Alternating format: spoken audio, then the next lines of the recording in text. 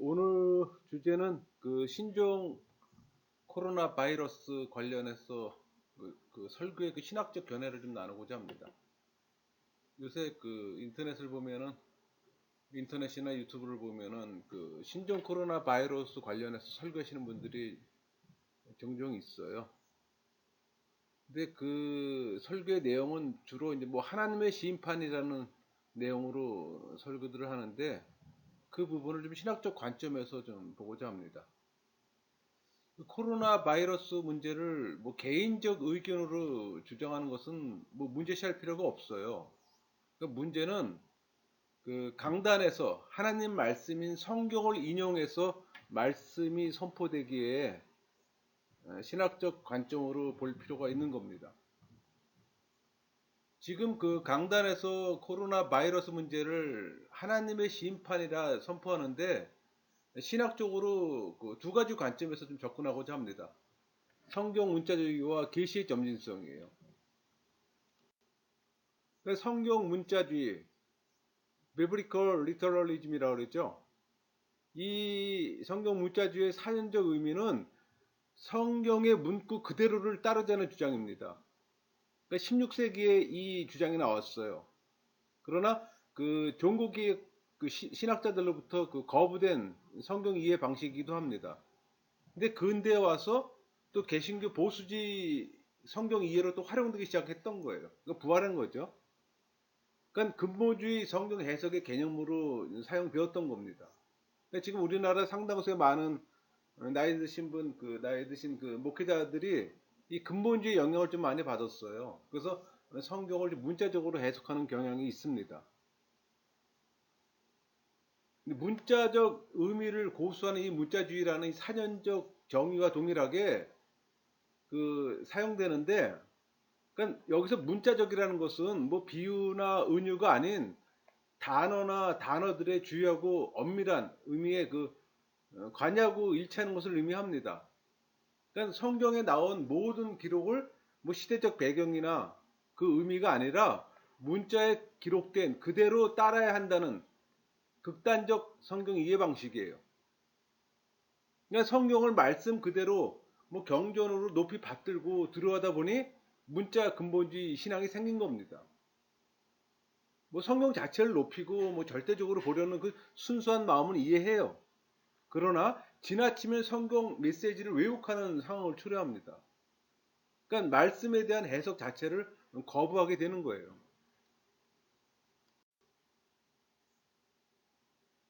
참고로 이 문자주의와 문자적 해석은 구별해야 합니다. 이 문자주의란 아까 말씀드린 것처럼 뭐 글의 성격과 문맥, 이 장르와 이 문학 장치를 무시하는 거예요. 그러니까 기록된 글자 그대로 받아들이려는 주장입니다. 물론 글로 기록된 것은 그 문자적 특징에 따라 해석하는 것은 옳아요. 이 문자적 해석, 이 문자적 해석은 역사서는 역사로, 그뭐 시가서는 시로, 뭐 예언서는 예언의 특징대로 해석해야 하며 또 여러 가지 문학 장치, 이 문학 장치라는 건 뭐 수사법, 비유, 대조, 은유, 과장, 축소 이런 것들이 성경에는 다양하게 그 사용되는 예가 있어요. 그러니까 거기에 맞게 해석을 해야 된다는 겁니다. 이 성경은 뭐 시간적, 지역적, 언어적, 문화적, 종교적 이 문학적 배경을 담고 있기 때문에 이를 근간으로 해석하는 방법을 가르쳐서 우리는 뭐 역사적, 문법적 해석, 뭐 역사적, 문자적 해석 방법이라고 보통 얘기를 해요. 그렇기 때문에 문자주의와 문자적 해석은 다른 겁니다. 그러니까 지금 문제가 되고 있는 거는 이 문자주의예요. 그러니까 문자주의 피해 중 하나는 이 성경을 개인 주장의 합리화 수단으로 사용된다는 점입니다. 그러니까 예를 들면 극단적으로 이 반동성애 운동을 전개하는 기독교인들이 있잖아요. 그러니까 동성애를 말할 때 거의 성경의 소돔과 고모라를 이야기를 예로 듭니다. 근데 여러분, 이 소돔과 고모라는 동성애에 대한 이야기만 아니에요. 고대 동방 문화에서는 자기 집에 온 손님의 안전을 위해 목숨을 불사한 채라도 보호하는 게 관례였어요. 소돔과 고모라에서 이방 사람이 찾아왔을 때 환대하지 않고 내놓으라고 했잖아요. 그러니까 이 구절은 이방인을 그 멸시한 것에 대한 죄를 묻는 겁니다. 그게 창세기 19장 5절 6절 보시면 룻을 부르고 그에게 이르되 오늘 밤에 내게 온 사람들이 어디 있느냐 이끌어내라. 우리가 그들을 상관하리라. 룻이 문 밖에 무리에게 나가서 뒤로 문을 닫고. 그러니까는 지금 룻이 지금 그 온 손님을 보호하는 겁니다. 근데 우리 지금 이 상황 자체가 그 그러니까는 동성애 관점에서 이제 보기 때문에 모든 그 동성애를 얘기를 할 때 거의 이 19장의 이 사건을 예를 드는 거예요. 근데 여러분, 이 동성애는 구약 때도 뭐 예수님 때도 지금도 있어요. 그러니까 인간사에 존재하는 성적 취향입니다. 그러니까 이 동성애가 일반적으로 행해졌던 상황이기에 성경은 그걸 갖다가 지금 사건을 다루는 것 뿐이지 동성애가 핵심이 아니에요. 여러분 신약 시대 때 예수님은 동성애에 관심도 없으셨어요. 일절에 언급이 없었잖아요. 그건 그 시대 문화적 사건이었다는 얘기예요. 아까 말씀드린 것처럼 인간사 성적 취향이라는 얘기예요.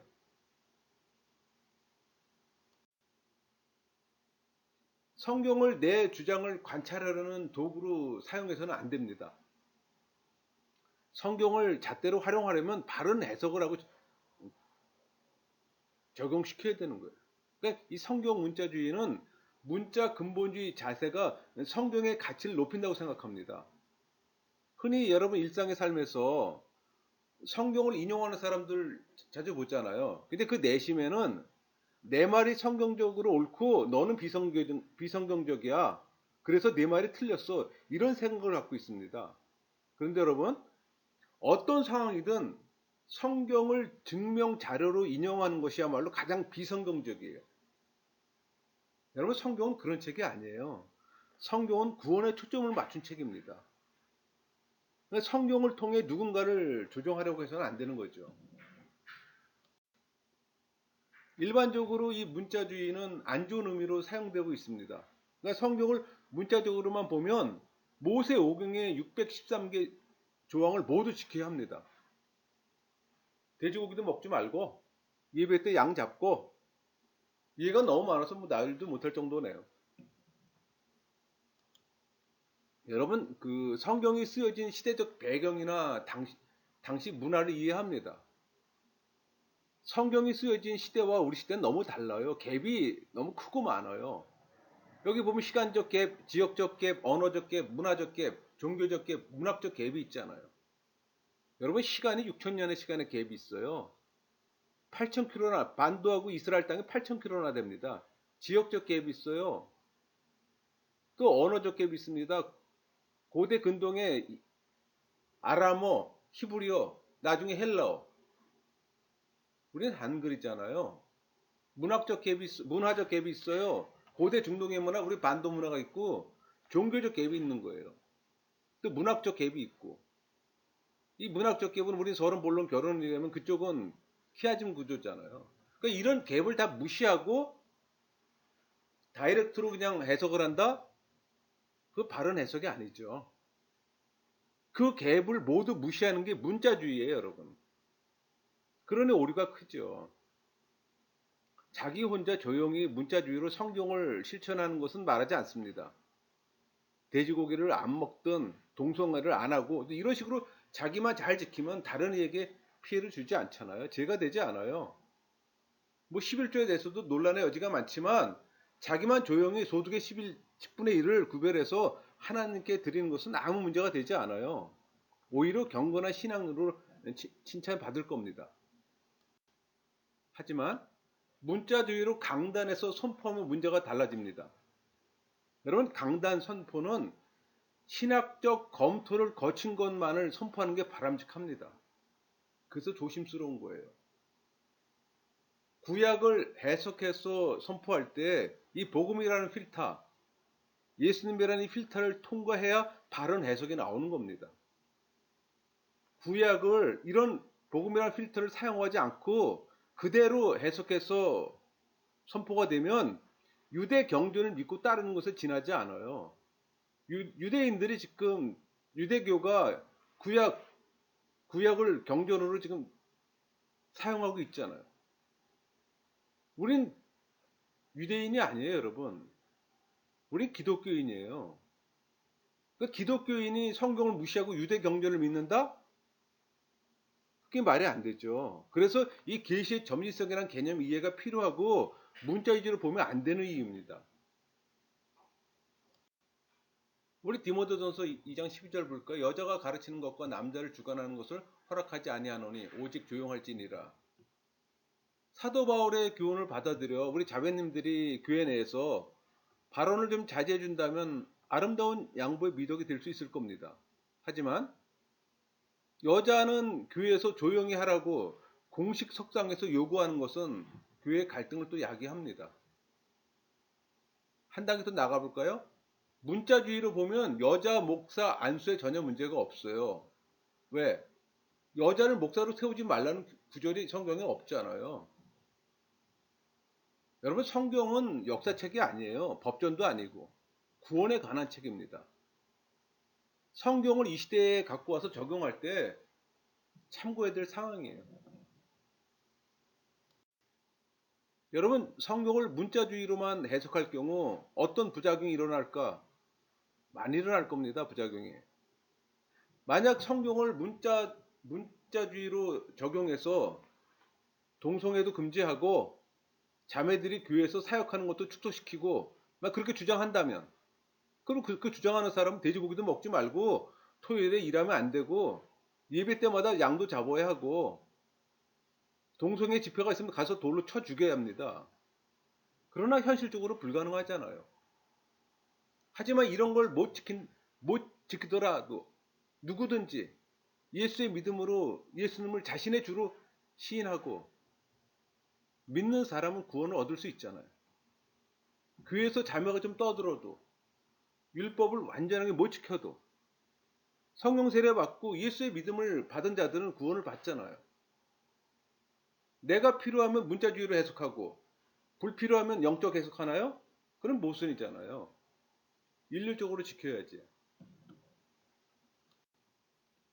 여러분, 주석을 안 보고 성경책만을 읽는 다수의 종교인들은 뭐 성경을 문자주의로 해석하는 것이 오히려 당연합니다. 그러니까 말씀의 행간에 나오는 의미를 추론하고 밝혀내는 것이 불가능하잖아요. 목회자도 모를 정도인데. 성경에 다른 신을 섬기지 말라고 하면 그대로 그냥 하나님만 섬긴다고 생각합니다. 근데 그 신이란 개념에서 로드와 오더 구스가 있잖아요. 이런 의미를 비교 분석해보지도 않잖아요. 여러분, 교인 중 상당수가 하나님과 만몬을 섬기면서 하나님만 섬긴다고 착각 속에 살고 있잖아요. 아닌가요? 우리 잠언 21장 9절 볼까요? 다투는 여인과 함께 큰 집에서 사는 것보다 움막에서 사는 것이 나으니라. 이 잠언의 말씀을 있는 문자주의로 받아들여서 큰 집에서 나와 혼자 움막에서 살면 부부싸움은 줄일 수 있을 겁니다. 그렇게 사시겠어요? 목회자가 아닌 성도에게는 자신의 신앙적 소신을 따라서 뭐 성경을 문자주의로 받아들이고 조용히 실천하는 것이 오히려 부작용이 적어요. 오히려 교회 공금 횡령하고 성범죄 저지르고 세습하는 것에 비하면 가볍잖아요. 여러분, 목회자는 성경을 올바로 해석해서 선포하는 것이 목회자의 역할입니다. 또 그것이 성도들을 존중하는 자세고. 이 성경 문자주의는 그 정도로 하고 이 계시의 점진성을 좀 말해볼게요. 이 계시의 점진성의 사전적 의미는 후대에 쓰여진 성경의 부분들이 앞서 기록된 부분보다 더 하나님의 풍부한 계시를 포함하고 있다고 주장하는 기독교 개념 그대로예요. 그러니까 계시의 확대성이라고 얘기하기도 합니다. 이 부분은 삼일째 하나님에 대한 이해가 좀 필요해요. 많은 사람들이 계시에 대한 오해가 있어요. 이 계시를 그 미래 일을 아는 것이라고 생각들 해요. 아니에요, 여러분. 이 종교 장사꾼들이 흔히 하는 말로 나 직통 계시 받았어. 그러면서 전쟁을 말하고 예수님의 재림 날짜를 말하잖아요. 미혹되지 마세요. 계시는 종결되었어요. 완성되었고 성경으로. 이 계시의 종결성과 완결성을 모르기에 특별 계시 받았다고 주장하는 겁니다. 여러분 특별 계시를 받았다고 주장하는 자들은 교리적으로 무지하게 계시라는 단어를 마구 사용하는 겁니다. 삼위 하나님이 계시되었고 특별 계시로 성경이 완성되었어요. 이제 더 이상 계시가 필요 없습니다. 누군가 특별 계시를 받았다면, 직통 계시를 받았다면 삼위 하나님의 계시와 성경을 미완성으로 만드는 거예요. 여러분 계시는 구원에 초점을 맞춰야 합니다. 지금 코로나 바이러스로 뭐 연병이나 전염병, 뭐 세균의 확산을 강단에서 선포하는 것은 계시의 점진성이 무지 때문입니다. 여러분 구약 시대는 성부 하나님만 계시되었잖아요. 구약 시대에 그렇게 선포하면 맞아요. 그런데 성부 하나님이 성자 하나님을 발상하시고 또 성령 하나님을 발출하셨어요. 삼위 하나님이 모두 계시되었어요.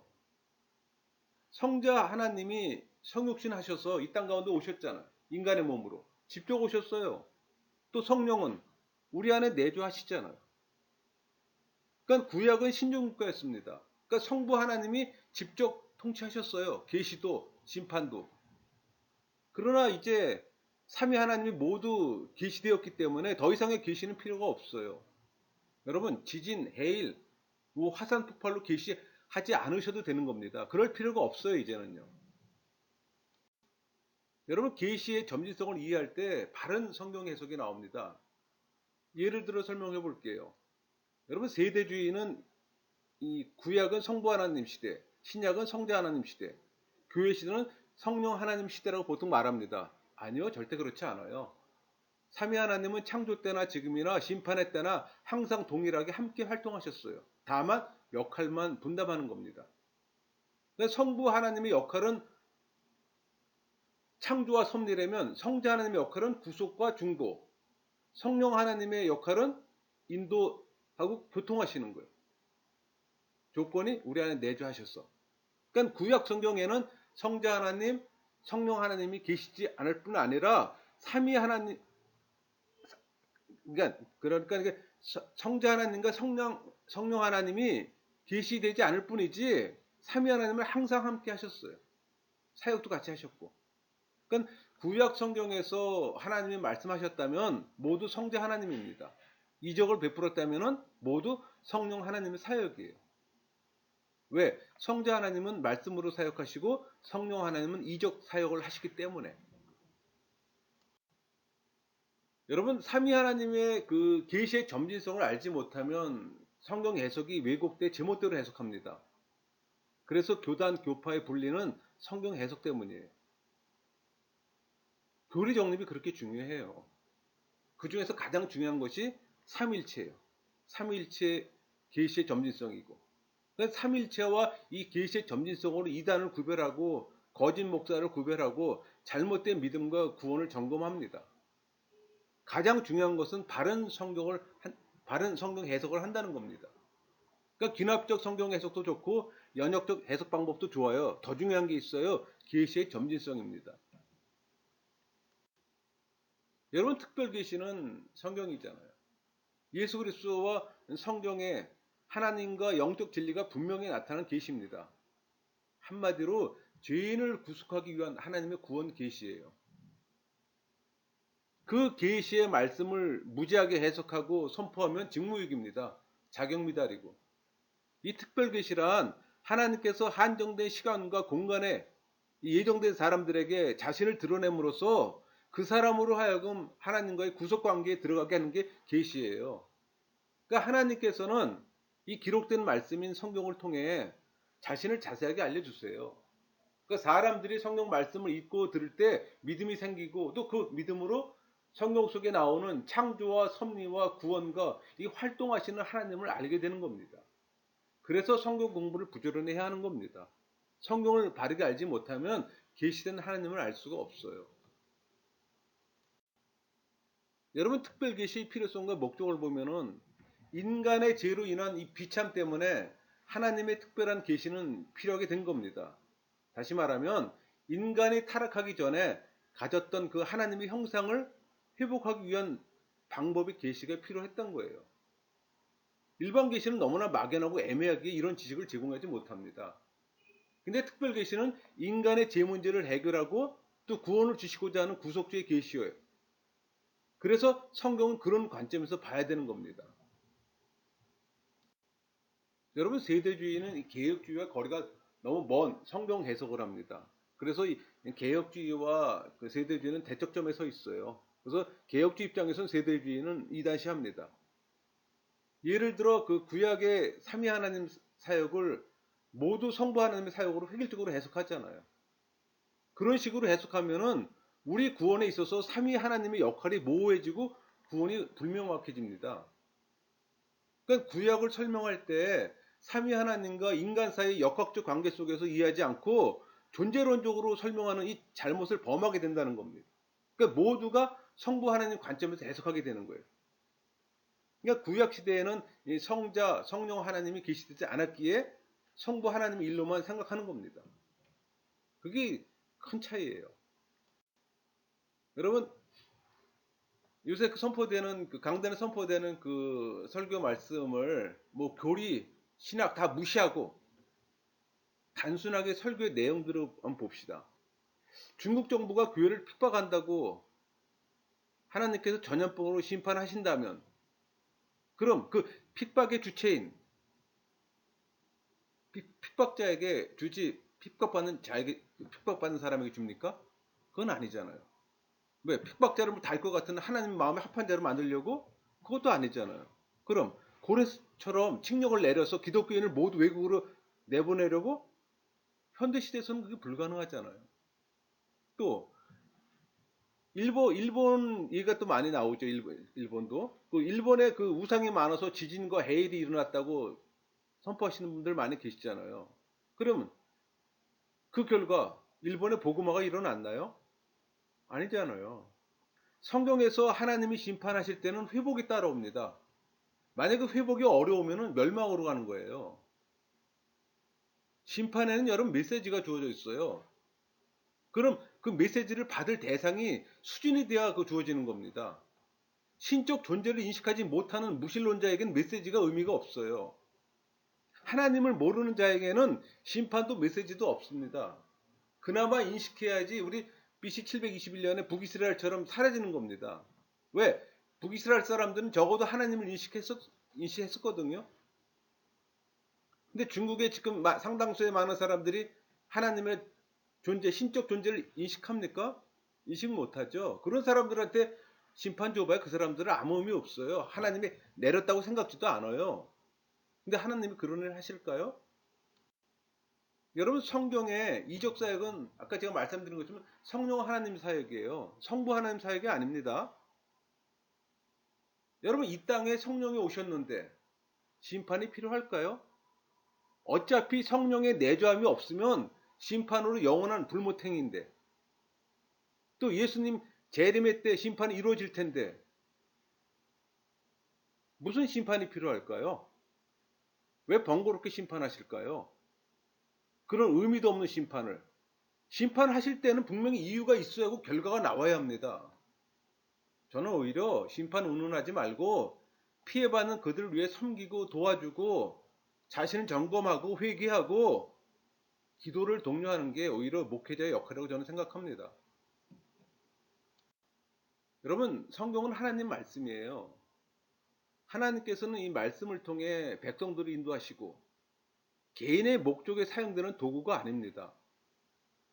거짓 목자는 이 상황을 설명하기 위해서 말씀 구조를 찾아요.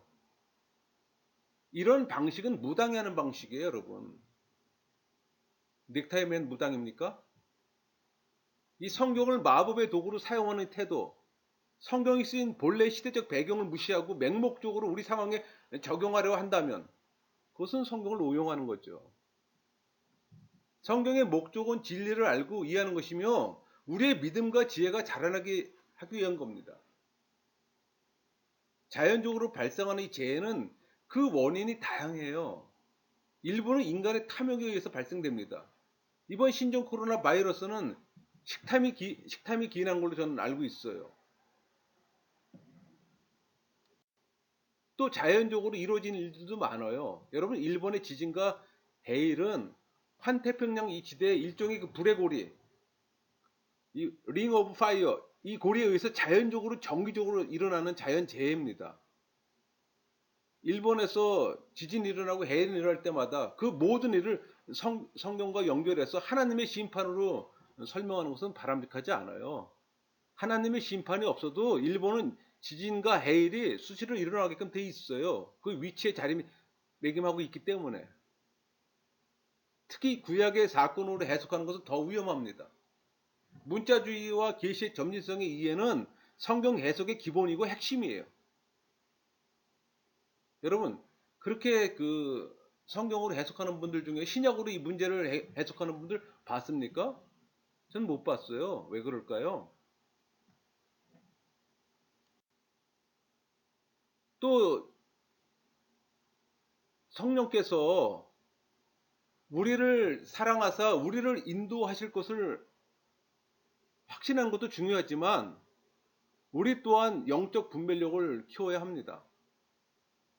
구약 성경에서 이 분별은 주로 거짓 예언으로부터 참된 예언을 구별해내는 걸 의미했어요.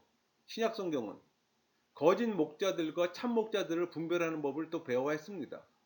이 시대는 마찬가지에 거짓 목자와 참 목자를 구별해야 합니다. 영 분별이란 세속의 소리와 사탄의 유혹으로부터 성령의 내적 음성을 구별하는 겁니다. 그러나 지금 우리에게는 성경의 바른 해석과 이 성령의 내적 음성을 인식하는 이 영 분별의 민감성이 필요합니다. 마치겠습니다.